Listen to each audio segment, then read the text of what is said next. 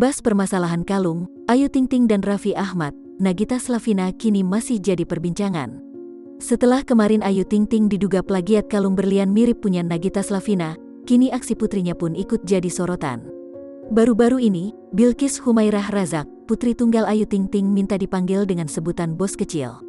Hal tersebut langsung menuai reaksi netizen, yang menyebut putri Ayu Ting Ting itu meniru Rafattar.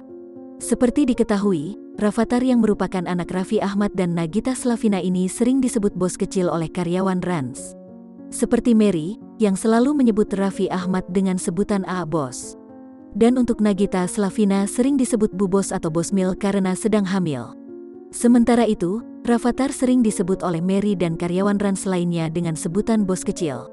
Hal itu terlihat di laman Instagram Mary, setiap posting foto bareng Rafattar, selalu disebut bos kecil.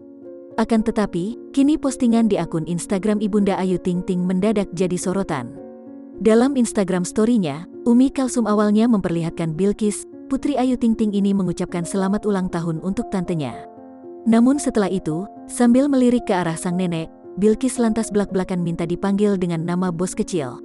"Jangan lupa panggil Ikis bos ya, bos kecil," ucap Bilqis dengan nada manja. Mendengar permintaan sang cucu, Umi Kalsum sempat tertawa ngakak. Umi Kalsum kemudian langsung baca istighfar dengar ucapan putri Ayu Ting Ting tersebut.